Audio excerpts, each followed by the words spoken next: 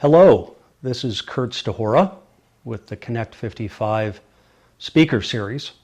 We're back again with Richard Jenkins. We have spoken to him on 2 occasions of our 3-part series.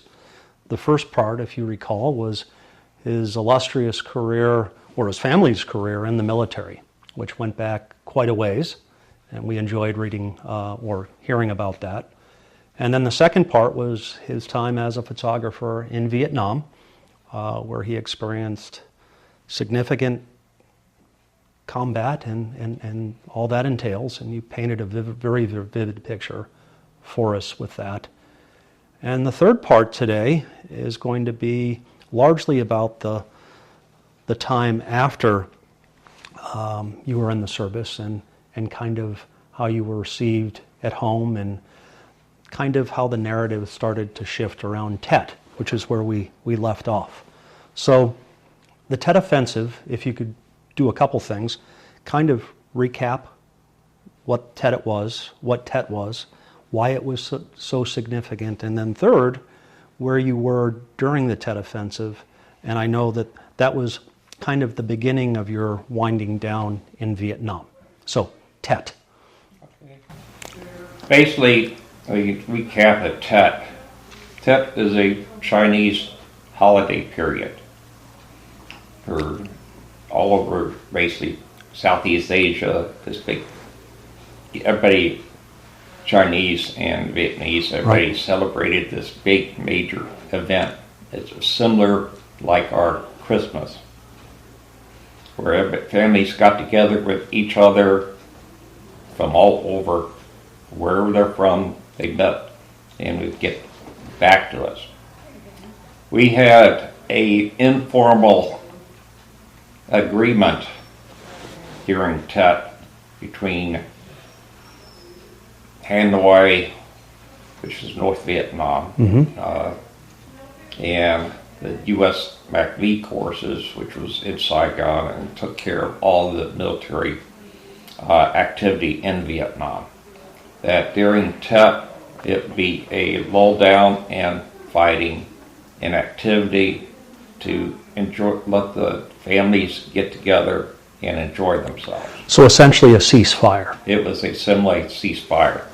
So the Americans withdrew their field soldiers and Marines, brought them back to their base camps, more or less say, hey, you're going to have a holiday, get cleaned up, enjoy your food, relax. We're taking a break from the war. We're taking a break from the war. Well, unfortunately, we found out, well, first off, in the first group of series, we talked about Dak To and Con Tiem back in November of '67, in which the unit I was in went in Dak To Con Tiem province to take care of some Vietnamese Viet Cong, in which that developed into a serious battle of like 3-4 regiments of, they're called People's Vietnam Army, and it was like 3 to 4 regiments. It was a serious thing that we didn't realize it's that big. And we found out later, after this was basically over with, we withdrew. They had ran across the border and all. That was into Laos. On it. Where at that point we had a hands-off policy. We had a policy at that time of, if they got across the river or into Laos or Cambodia, it's like we couldn't go after them. Sure. On it. So we found out after that, and they went back, our forces went back into that area, that they found documents and everything else, that this was a pre-build-up of their military. We didn't realize that this is forerunner and that was November, and then, like I said, coming to TEP into February area, that they were positioning their military for this. An all-out offensive. On it. And of course, the first part of TEP is when the Viet Cong, the North Vietnamese regular army, made their attacks throughout the whole country on it. And we had to play catch up because you had pulled out of your positions.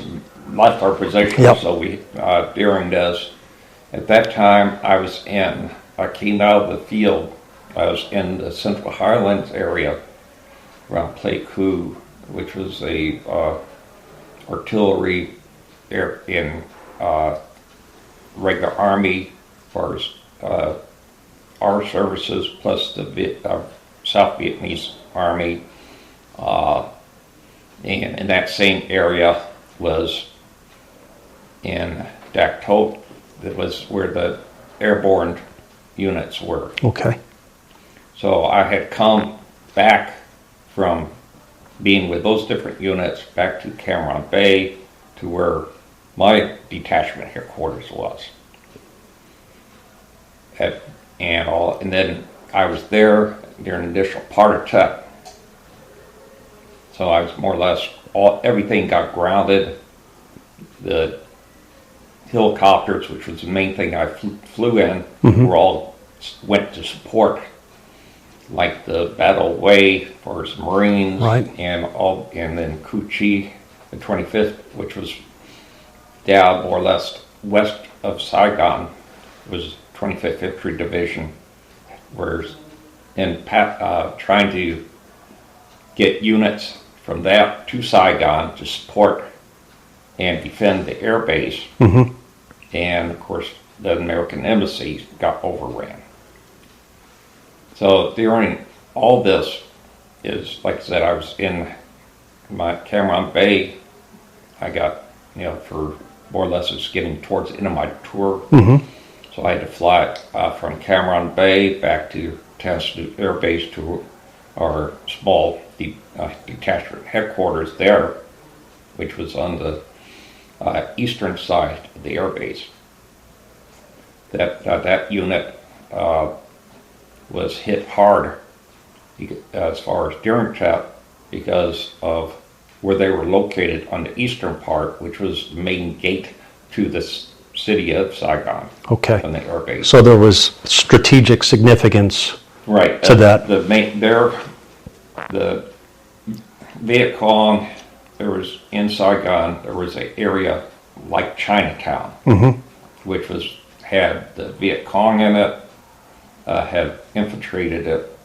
The North Vietnam Army also infiltrated, brought in, and in this area is when they brought their weapons, everything smuggled in on the hidden in shipments for TEP. Sure.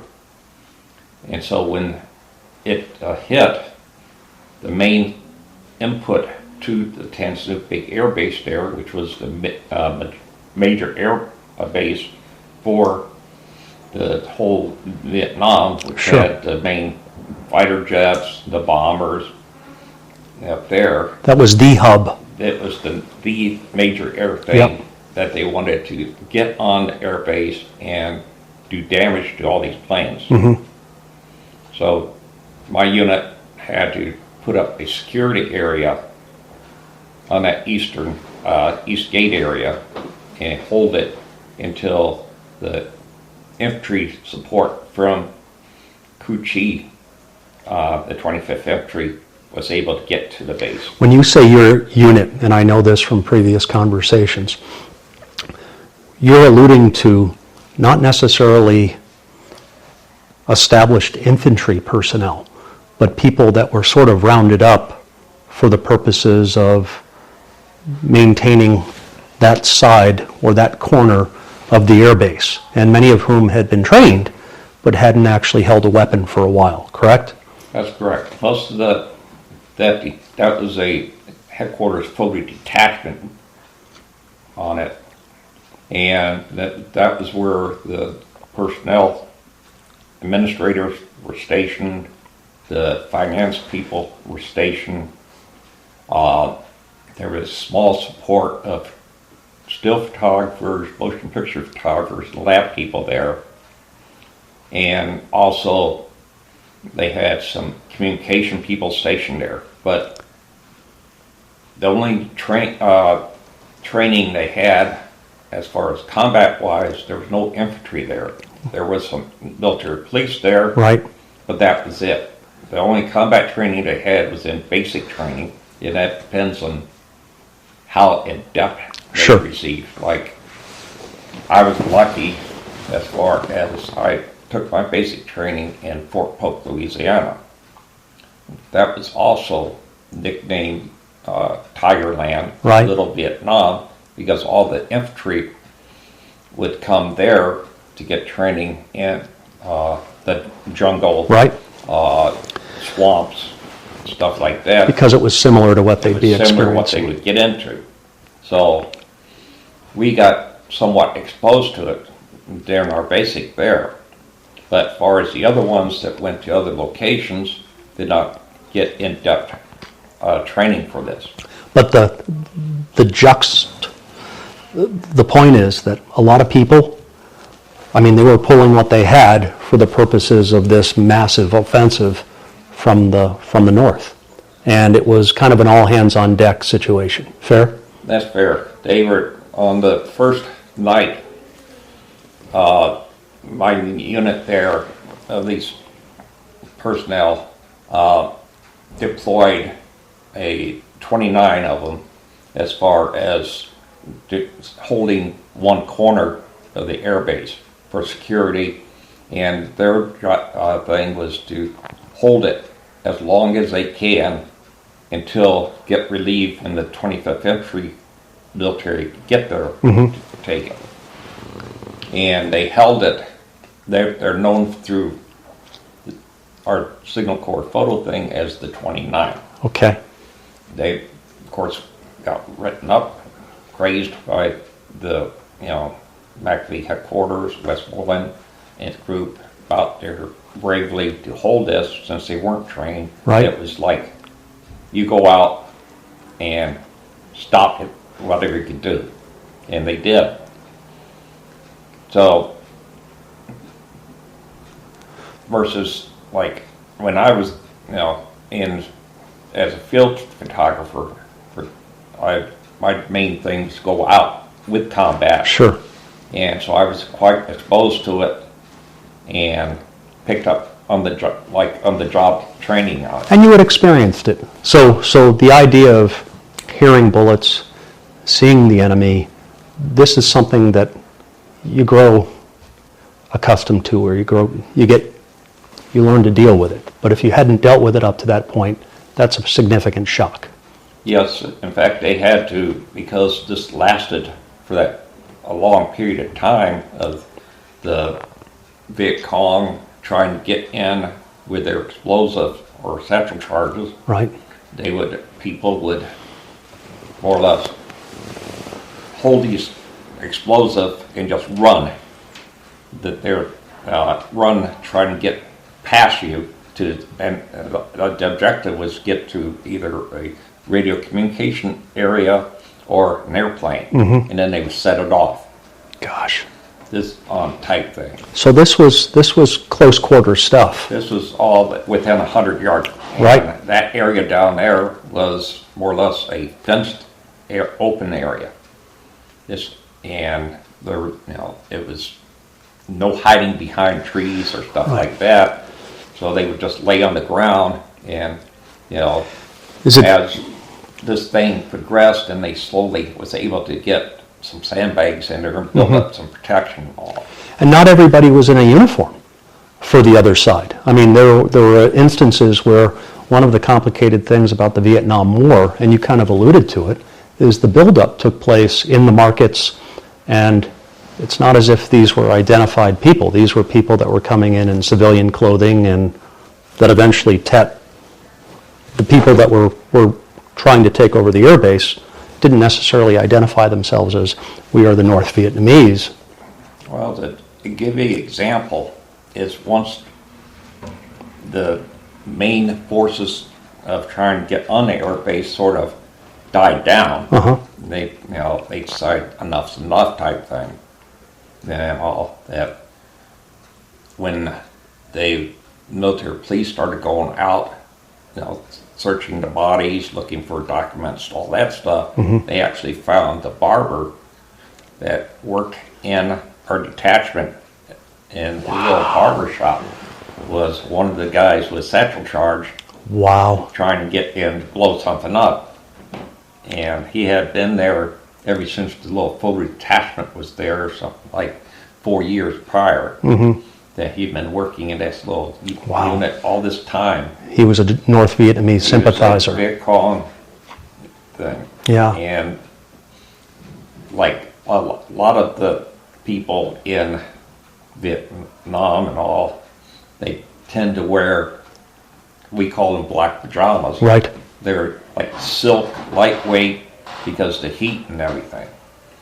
So they just wear the versus, of course we wore uniforms, but they wore these things. Exactly. So that, we just call black pajamas type people. And there's no way of telling one from the other. Of course. Until, like I said, they only found this one was when it was over with, and they went out there to, police everything up. Yeah, the barber. Tet lasted how long? It lasted about 10 to 12 days. Okay. They were during this, at which time in Saigon, again, they attacked the air base. They attacked and took over the American embassy. That's right. There was another section of Saigon that had the civilian press headquarters hotel, in which they tried to completely take over the hotel, but lucky enough there was other military around that one to help stop it from being taken over. It got close to it, but they had evacuated the civilian press out and then tried to protect the building. Okay. But you also, of course, you had the presidential palace, South Vietnam presidential palace that was attacked. So it was a major effort in Saigon. In other areas, city of Hue got overran. Up there, the Marines fought days and weeks to completely fight and relieve that city. And it was a pure, they were, these soldiers were not just Viet Cong, they're hardcore soldiers trained. Most of these soldiers have fought from the days of the French. Sure. Before we came in the 50s, the French was there before that. And so quite a few of their commanders and all that had fought against the French. And so they established their military protocols. And also they're very well trained. As Tet winds down, and I've been to some of these places that you're discussing, so I'm picturing them in my head. And I remember being in the building where Kissinger was trying to negotiate, and I remember being in the embassy, and because I was up in Vietnam several times while my wife and I lived in Asia.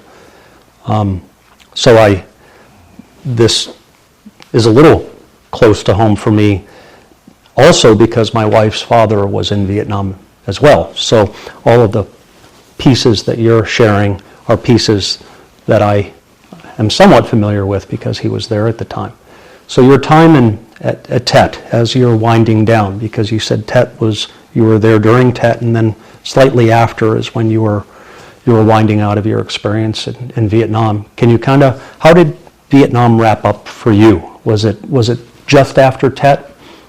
It's basically, of course, I went from Cam Bay photo detachment to my headquarters photo detachment at Tan Son, Saigon. So I had gone there to start the out process. Okay. Get my paperwork together, turn in my field gear, turn in my weapon, get that all cleared off, get clearances.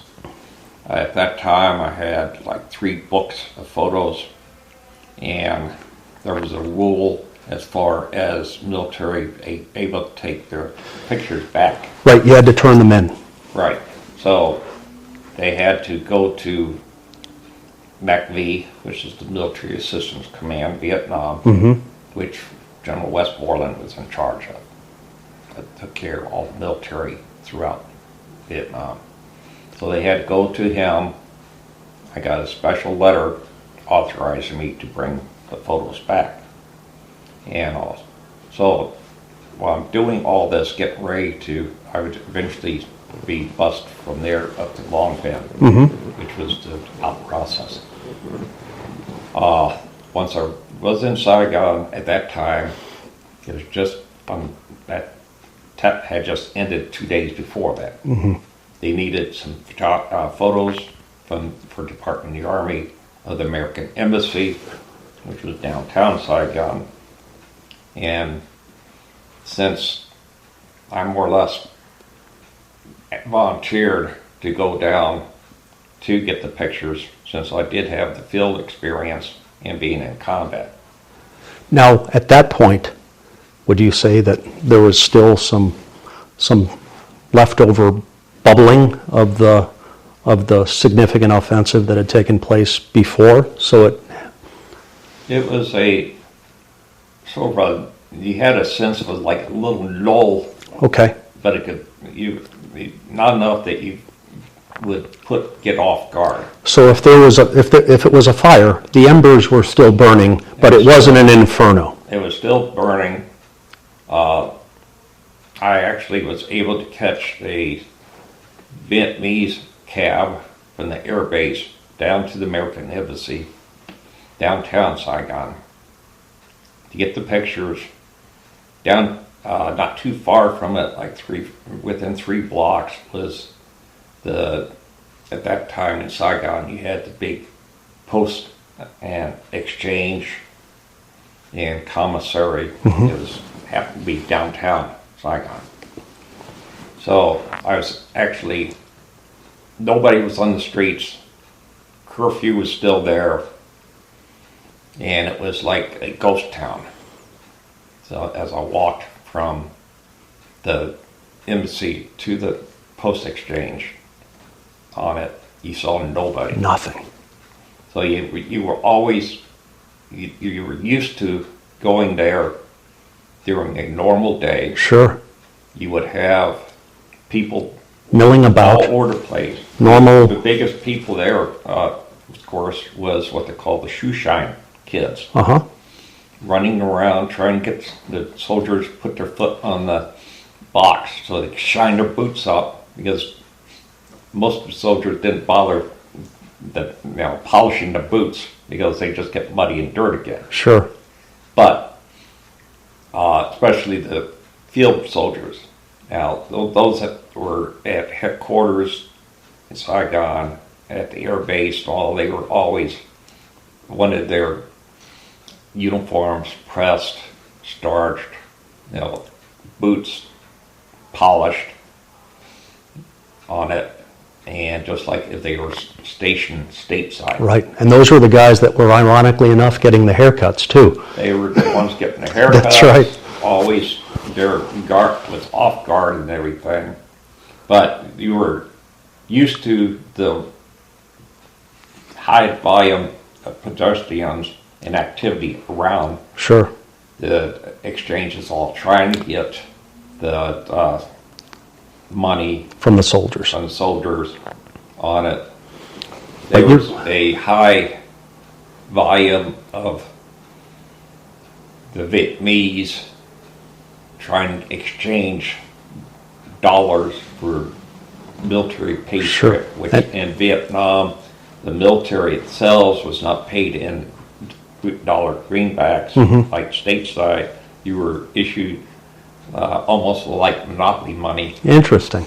On it, and they had to change this. Usually, they changed it about every 2 months to keep from a high flow of the normal greenbacks dollars into script dollars. Okay. Because then it was easier for them to use the script dollars to bribe items from the military. I understand. People to make money. Sure. Then they would take that and sell it like in Chinatown in Saigon. So the once bustling streets are now empty, and you took your pictures. I took the pictures. I went to the exchange for my last time.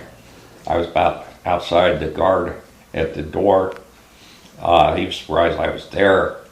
And of course I had to check my weapon, which was a .45 pistol, which was what my basic weapon was. So I'd go in, do some shopping, go back, get the weapon. Right. Then he was able to find a taxi for me to get back in taxi and go back out. Now it's like a 15-20 minute from that back to the air base gate. Okay.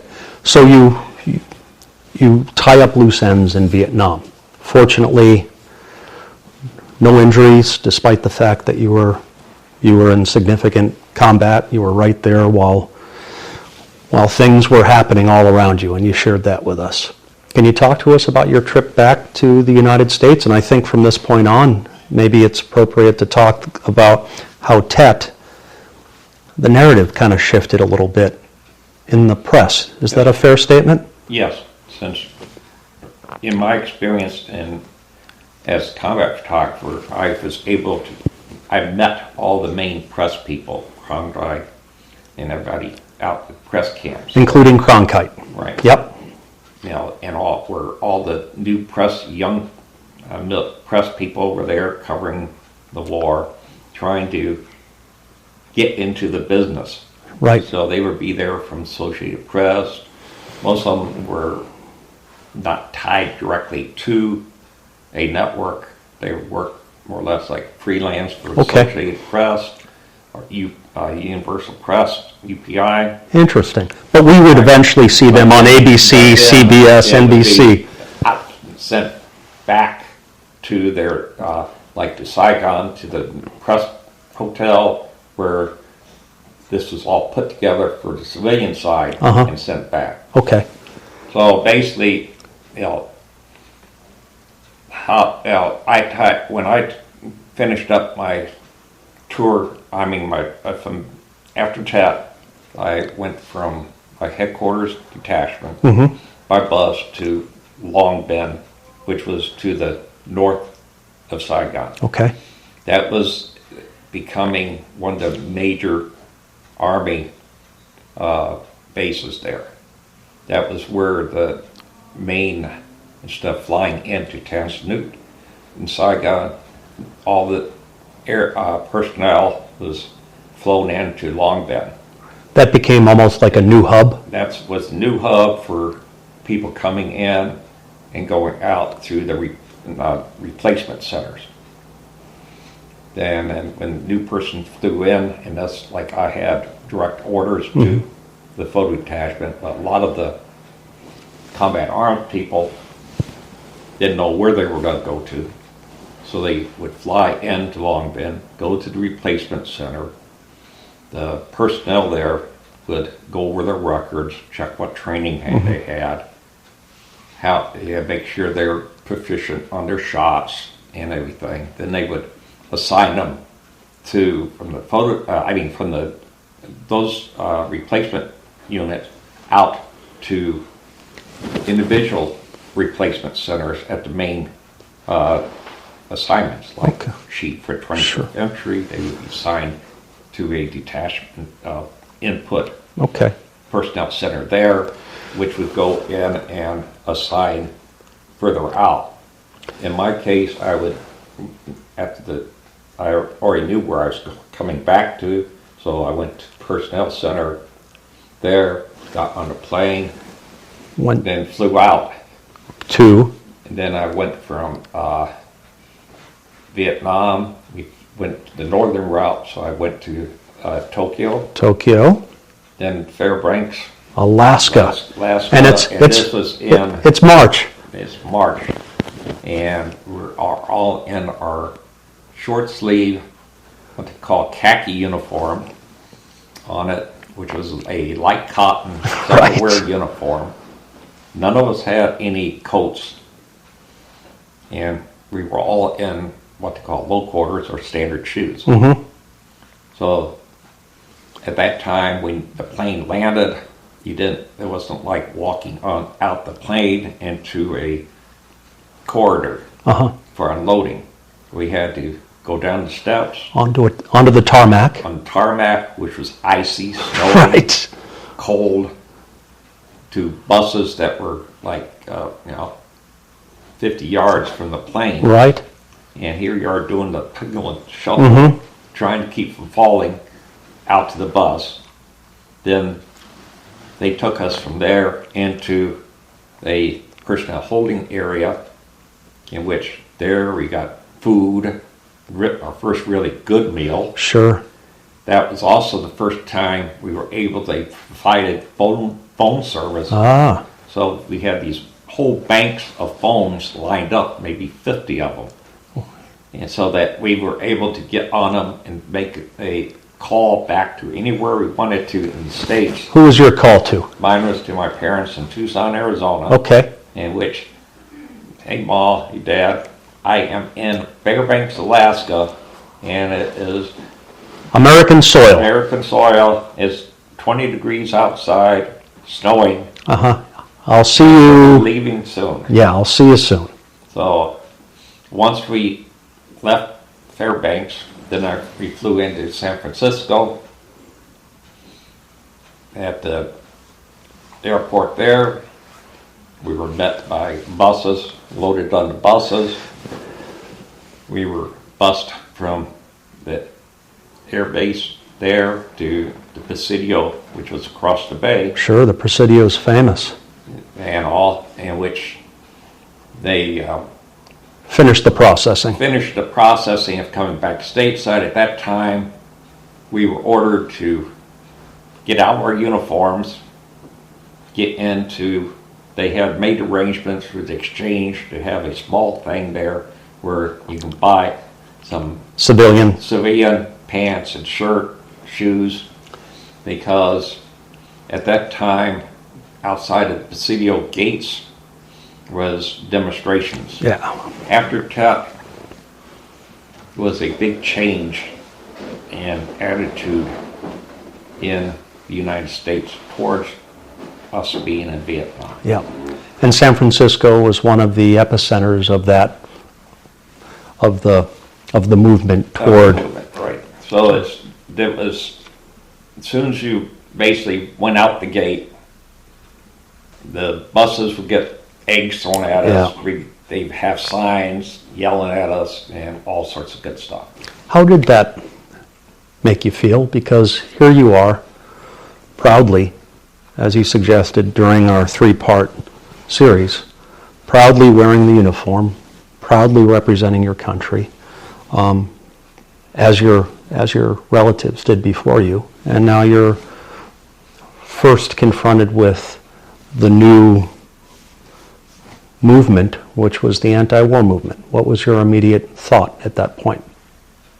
I would say confused, because most of the soldiers in other branches that went to Vietnam, the majority of the people that were there were regular enlisted people versus being drafted. So most of us had more or less volunteered to go in the service because, like in my case, I have a strong military background. I had relatives that fought in all the wars. Right. And some didn't make it, some did. And I was brought up as what they call Army brat. Right. Since my dad was an officer. And also, I always had a high attitude towards the military. Affinity toward that. And doing my duty to do things for the country. So to, come out the gate and all of a sudden have things thrown at you, signs calling you all sorts of names, disrespecting, and your confusion was like, hey, I went like I was supposed to do. I, was with people that died Right. for this country, and then all of a sudden come back from. My ideas would be like, okay, I would be welcome back. Right. From World War II. World War II, right. Korea, you were welcome back. Actually, World War I. And you would have worn your uniform You would have worn uniform. You would have flown on the plane. And, partially feeling like being ashamed. Right. That you did go. Sure. So you get back to Tucson. You flew from San Francisco to Tucson. Yes. In the newly acquired garb that the government said, we have to get you out of your uniform. And they did that because they recognized you may not be treated well at the civilian airport. How were you treated when you got back to Tucson? Because was there a gathering of family? Was there a gathering of friends? How were you welcomed? When I got back from Tucson and the neighborhood threw a little party, like a welcome back party, you had a mixture of attitudes there, like, hey, we're glad to see you back, and you got the thank you, Thanks for your service. For your service type, but you also had the anti-war group there. Even relatives? Not so much relatives, no. Most of these are just people I went to high school with. Sure, the neighborhood folks. The neighborhood things throughout the years, on it, that this neighborhood was brand new when we moved there in the 50s.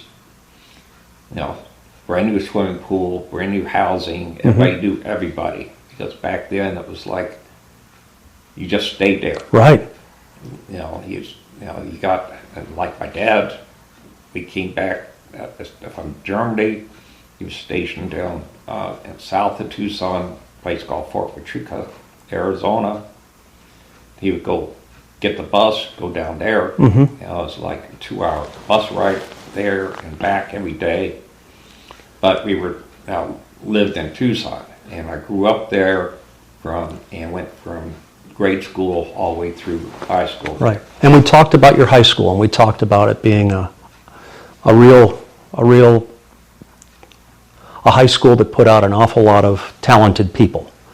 And did you have friends that you hung out with in high school that you ended up reconnecting with when you got back? It's not so much, because a lot of my graduates, like I mentioned before, left Tucson. Sure. Went to like Harvard, right. Chicago, California, Princeton, yep. On it, all over the rest of the country. So they didn't necessarily come back. There was a few that I still met with that went to, they're in Tucson, you had University of Arizona, right. Like I mentioned before. But you had a few, I bet. The biggest thing that I had to watch, I felt a little bit, was when I went to like this welcome back party. The older generation, the World War II vets, the Korean War vets, were more into trying to needle me as far as the combat areas. Like, on it, which we got into, like Battle Contium on it. Right. How close it came to and the ending of frame. But it's, that they were more concerned trying to relive their combat experience. They wanted to hear about the action. They wanted to know about, the action, how I survived, how many of the opposing force I killed. So, and that was a, like a one afternoon type event thing, and after that was gone. Did you have a chance to read the newspapers and see the news and start reflecting upon the changing attitude post-Tet? Were you starting, obviously you had a sense for the narrative changing a little bit. Did you start analyzing the war from a different perspective yourself? Yes, because one, in Tet period time, we still had the Star and Star Pacific that was published and came in. Mm-hmm. So they would talk, they started after Tet, and they started changing a little bit, allowing the more bad, well, to us it's bad news, but into the paper, Mm-hmm. showing some of the activity that was starting to happen in the States. And of course, we're sitting there in the paper trying to figure out what's going on. The anti-war movement. The anti-war thing, the demonstrations started building up, and the big change was after Tet, after the questioning of everybody stateside was, well, all along up to that point, everybody believed that not to worry about it, we have enough military there to take care of this and win. Yeah. So you're in to win. Right. At the end of Tet, after Way, which was highly news publicized Sure. stateside, and some of the other that thing started showing up on TV, it was like, where did these other regular military come from? There's another variable too, I think, that's important. It's an election year, right? 68? You started elections, right? So the election year, one of the main issues on the agenda for both groups was, what are we going to do about Vietnam? How is this going to end? And that probably was part of the narrative as well, wasn't it? Yes, because of course it was when I was in Vietnam. Now Johnson, right, was there. He came in. In fact, he presented awards to General Westmoreland for his activity there. Mm-hmm. I covered, but so he was really trying to build up even more military there to try to push back on this. And this started to cause, since the 6 o'clock news is starting to show more of what the Viet Cong do, what the North Vietnamese People's Army was doing, mm-hmm.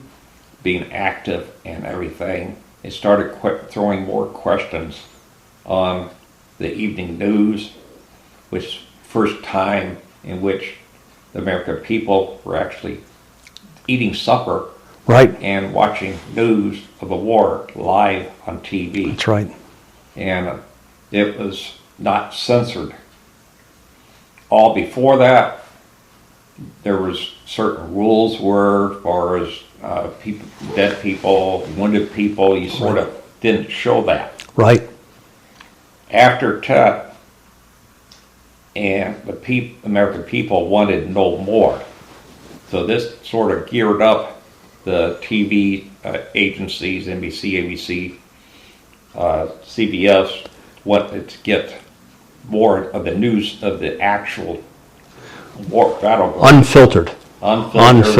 And it was sent back unfiltered Mm-hmm. on it. As far as the period I was there, 67, 68, there was no set for by taking the pictures and all that, there was no set rule as far as, pictures of Viet Cong bodies or anything. It was, well, you got one, they're done, guaranteed that will show up in the paper, because that's helping to emphasize why we were there. Right. When after Tet and Way, the big battle of Way, and the amount of personnel between Quezon, war period, and the people they lost there, the way that Marines Right. lost there, and everything. And started swinging the narrative. the narrative from why we're there, we're winning like in World War II, Mm-hmm. and now it's coming out like the other side is starting to win Mm-hmm. and take what we thought were safe areas. So it started showing the 6 o'clock news. It was, hometown, brothers, Right. sons, Uncles. all over there, Right. into this thing. Some dying, some, being, living and sent back, disabled. Yep. Everything. It was not unusual that during that period, when you went to an airport, that you saw a soldier in a wheelchair Yeah. with his soldier buddy pushing him down Right. to get the plane. The as you came back, you spent how much time in Tucson after the war? Well, after I went to, when you came back, you had 30 days leave. Okay. I was fortunate. I got assigned to Fort Huachuca, Which was in where my dad was working, Arizona. Arizona. So, and I had worked my rank up to what was equivalent to Sergeant E5. Okay. I was a specialist E5 because my type of job I was doing was a specialist type work Sure. versus a NCO leadership position. So they had it separated. But with that so I had all the rank privileges, so I was able to spend the weekends up in Tucson Okay. at my parents' house, and so it sort of enjoy the weekend off type of activity. So almost a soldier, civilian. There was a little bit of balance There was a now. little bit thing and it was more or less, of course, the key there also when I was back in Tucson,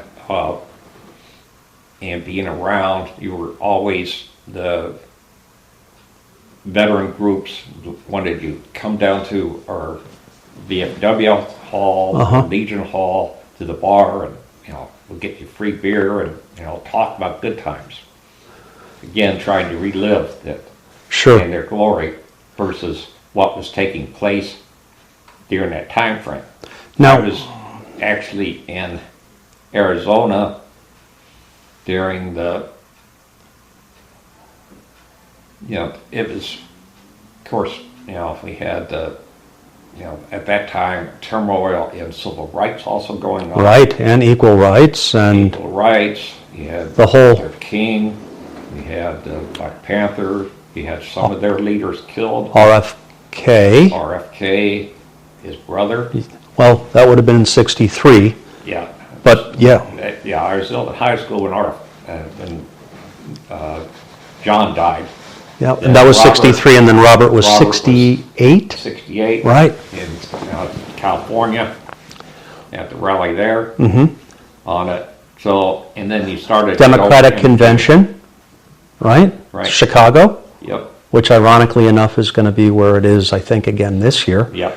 So, did your attitude start shifting toward whether we were still necessary in Vietnam, or whether this war could be won politically? Because militarily and politically are two different things. So, did you start shifting a little bit? Well, I started in my own mind questioning a little bit about how we handled things. Okay. Okay.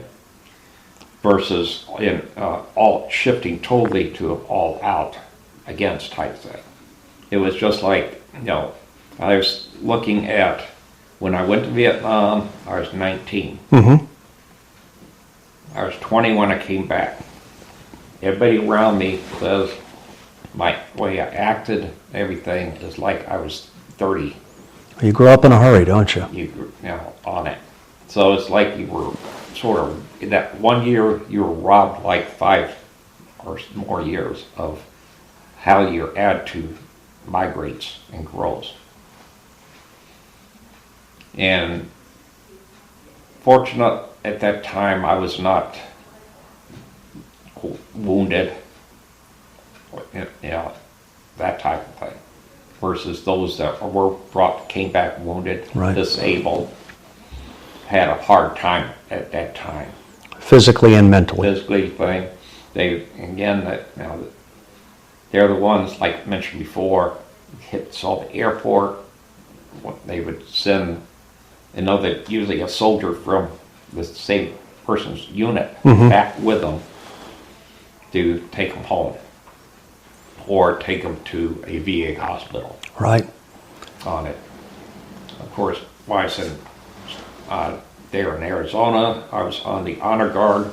But the questions you had, you said you started questioning some stuff. Well, I started questioning as far as recognizing my living from the battles and wondering about what are we starting to do there on it. It was at that time, it was still at a point of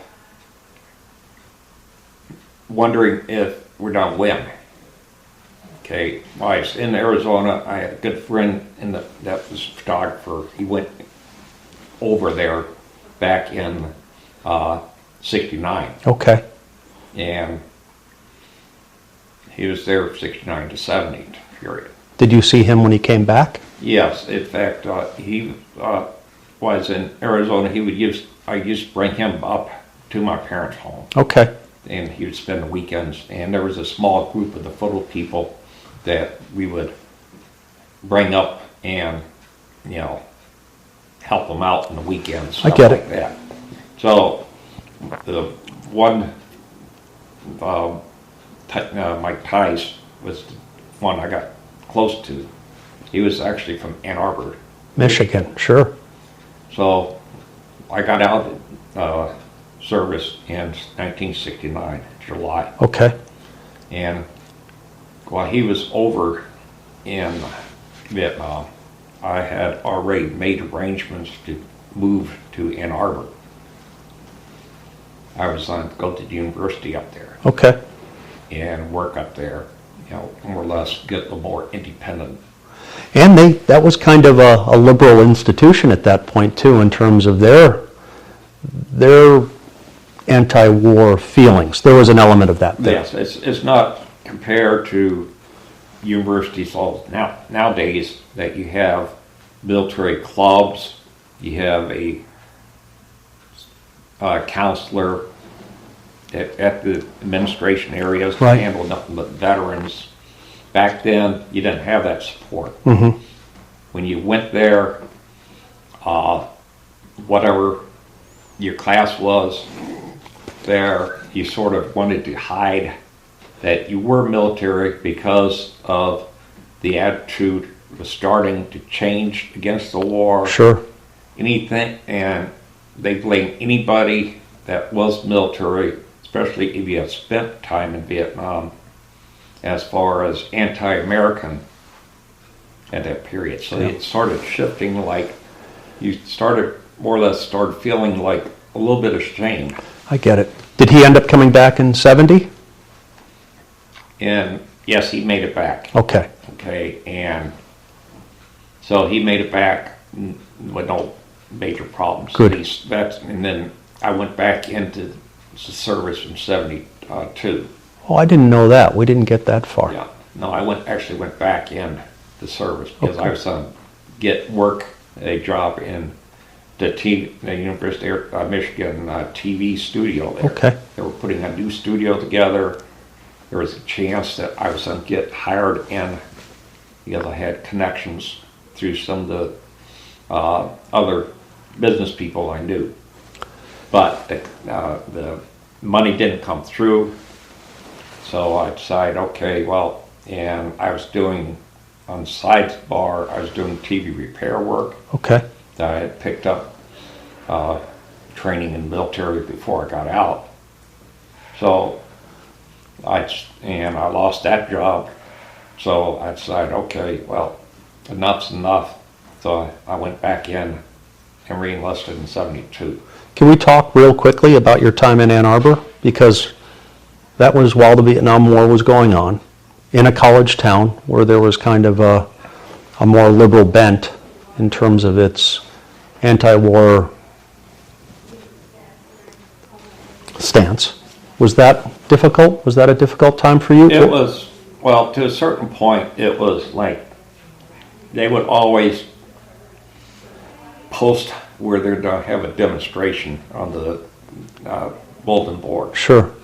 So I always evaded and kept away from it. And I tried to keep out of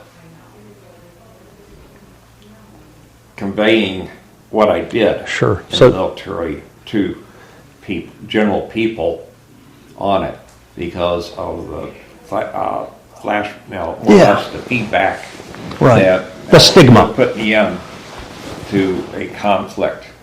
So the stigma was there. Can I ask you this? 69, 70, 71, you're out of the military until you went back in. Did your feelings about the war shift a little bit? Or whether it's the United States, what is the end game here? Where can the war be won? Because as the longer it goes, the harder it is to see an end, right?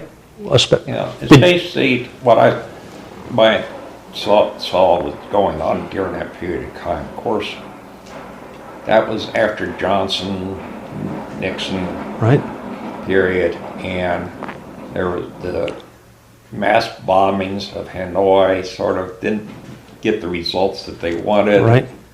The talk about, well, we'll throw another 250 to 500,000 more troops in to win this thing, and somebody realized, nope, that's not going to happen on it. So, and the more you took a close look at it, the more you realize that it's not going to win. Swimming against the tide. You, more or less, there's no amount that you're going to throw in there that's going to win this thing. By that time, outside of the North Vietnam military was, of course, getting their better fighter jets. They were getting support. Better weapons, better training of their leadership on it, and getting hardcore against us. Sure. So the losses started getting more and more higher, and it got to a point of, okay, they were looking at how to bring everybody back safely, and it was getting close to the withdrawal. Did you think that the withdrawal, was necessary at that point? At that point, it was, once you saw all of a sudden our military and everything start pulling back and stopping the influx of the military from the North Vietnam. At that point, it was more or less a downhill run. Okay.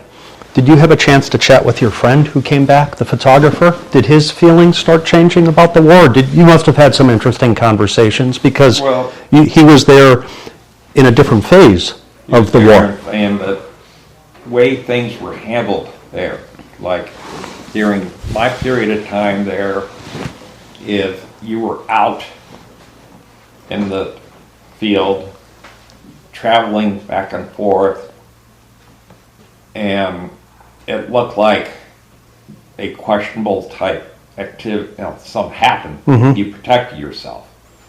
It was a one-on-one situation. His time that had shifted from you making your own mind up, is it the right time to protect yourself, to, well, I got to get approval from my commanding officer in order to shoot. Even if you were, say, on guard duty, to protect. So even policies and procedures had shifted. Changed. Okay. It went from taking it from the individual soldier and protection and all to requiring upper up, and just in case something didn't go right.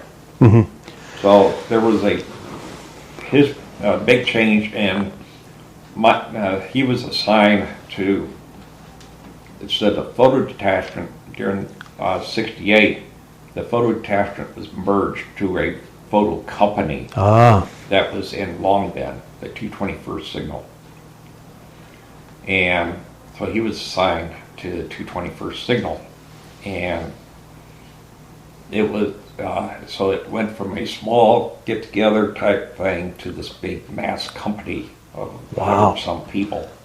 So and politically, he was in a situation that was a little different than yours. There was a cloud of politics surrounding their role at that point. Even though I had some politics, his was even higher. Yeah, absolutely. Because at that point, it was like the questions started coming up that, like I said, it was after and then in 69, again, up in the Content Province, Dactyl area, you had the famous Hamburger Hill battle. Right. Again, the same type of thing where they went in to take the hill and met with 3 regiments. So it ended up being a long, drawn-out battle, and in the end, it was like they took the hill, but they lost the battle. That's right. Because once they got there, there was nothing left there, so they just all pulled back. Yeah. So we've talked about different phases of your life. We've now talked about different phases of the war. Now that we've had the benefit of decades to reflect on your experience in Vietnam and how you were defined by it,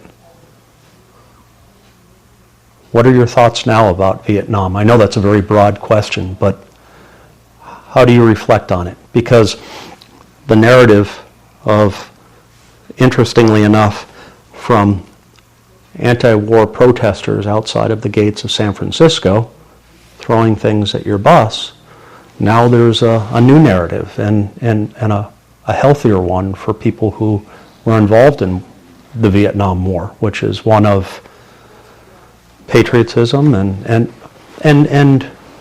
having fought for the country. It's changed quite a bit. I retired in 1990 and came up here, and I was got involved with the American Legion up here in the city of Tonawanda. At that time, about 91, a brand new organization came about called Vietnam Vets Association, VBAs, that was developing throughout the country. Of Vietnam vets got together, and it was more or less we could sit there and talk among ourselves and not being worried about outside influence. Good. Okay.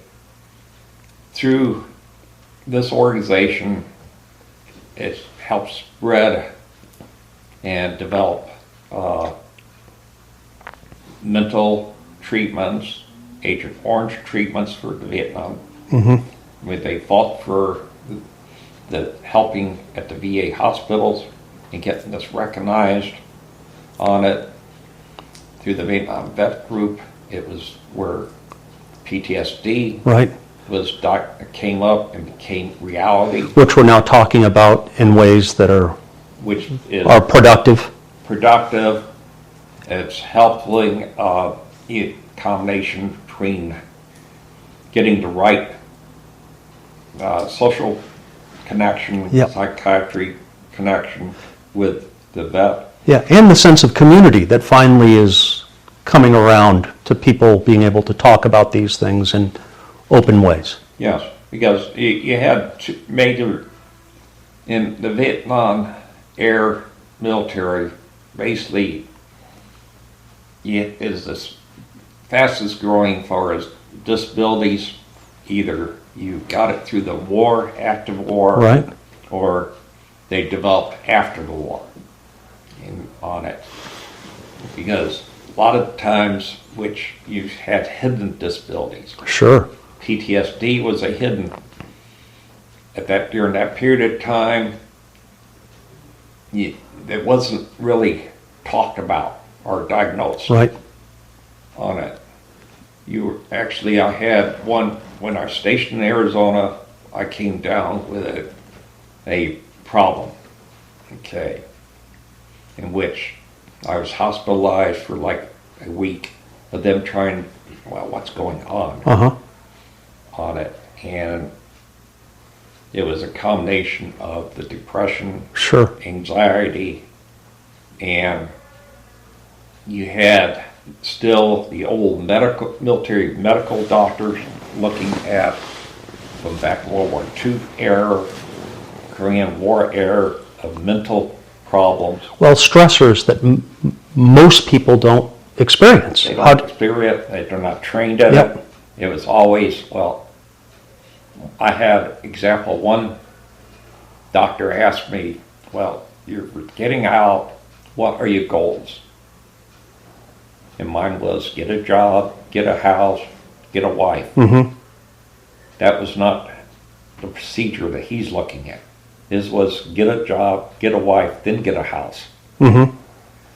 Was his thing. He should, get the wife first, then get the house. Right. So they, more or less, I had what the diagnosis phobophobia is what all else they could do. There was sensitivity to light. Mm-hmm. But they never knew what, why. So after about a week, I got, out of the hospital, went back to work and thing. Well, since then, of course, like I said, in the second group military, I started having more flashbacks on it. Sleeping problems off and on, which it was more or less, again, it was like you didn't really want to go talk to somebody about it because then it would flag your military career. I see. Right. It was hidden in the famous hidden in the closet. Yeah. So it was like, so even once I retired in the 90s and all, you still had the PTSD at the VA level was still starting to come about. Okay. So you had, like I said, the physical disability group, and then you started the mental disability groups, and how they were being treated, and then how the non-military perceived it. Sure. How about the VFWs? Were you able to talk about those things there a little bit? Because you said that was a community that you really valued.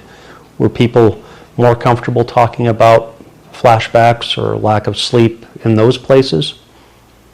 You were a little bit. Okay. He talked about it more more or less in the Vietnam VBA group, Vietnam Veteran Association group. Our meetings were more towards, you were more open to your experience in Vietnam. Okay. Because everybody in there was Vietnam vet. They at least had that experience. And so we would try to help each other. So at least there was commonality across. Commonality. Yeah. And then it was, like I said, it was through our national group that helped develop the standards for PTSD at VA. That's great. How to diagnose it.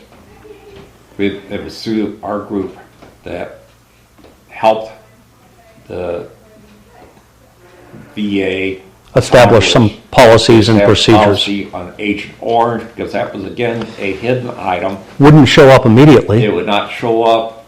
It was dealt to what they call dioxin on it, and it's a chemical that could affect DNA, affect nerve problems, and a host of like 6 other possible things on it, and you would be treated for one item, but not all the items. The thing was, it took them almost 20 years for enough civilian doctors to have and then by then also you had to change who was in Congress, and those that were in Congress that had been military. Sure. So everything had to line up. More like the Vietnam vet group started getting into Congress. So when the president of the different organizations would sit down with Congress once a year to talk about veteran problems, this started showing up more and more, at which time they said took Congress to the point of saying, we need to do something. Sure. And of course the Agent Orange, the pattern had to emerge as, wait a minute, all of these people were in Vietnam and they're all suffering from the same ailments. There must be something there, and the the anti, the stuff that makes the jungle go away. Yeah. That was also used for weed killer for a while. Well, that was the big, it put it in there as far as 2 and 2 equal 4. Sure. Of what's going on. All the same people had certain diseases, same common diseases. Yeah. We were out in the jungle, walking through, instead of nice green jungle, this is a brownish. A wasteland, yeah. A wasteland, brownish, dust-like stuff. Yep. And that you're continuing to breathe. You were continuing. And covered with it. Covered, your uniforms, instead of being green, was a brownish green. So you lived, work in the stuff. Yeah. And it has, for a long while there, the amount of Vietnam vets themselves, the amount of dying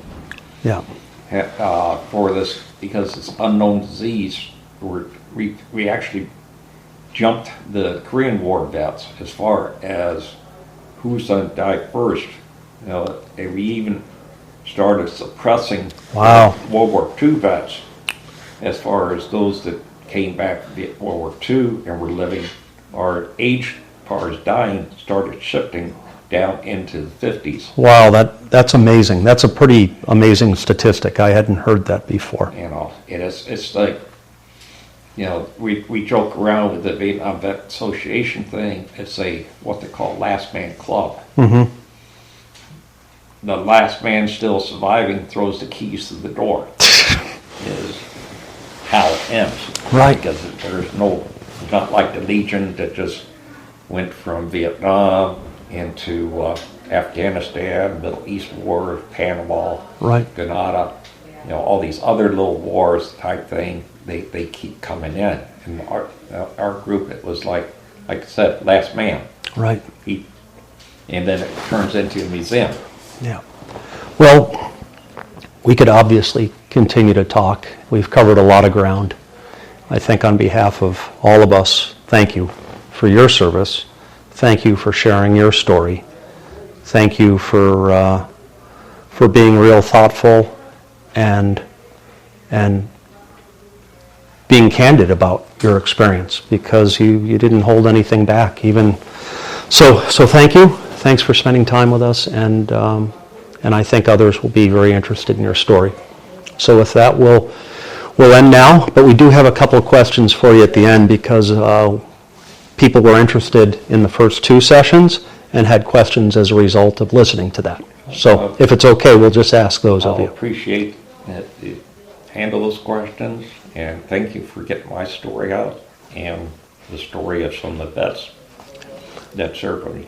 Thanks for representing them. And I think what's very important is that you've told the story of a generation here that sadly we're starting to lose some of these stories. And I'm glad we had a chance to chat about them. Thank you. Thank you.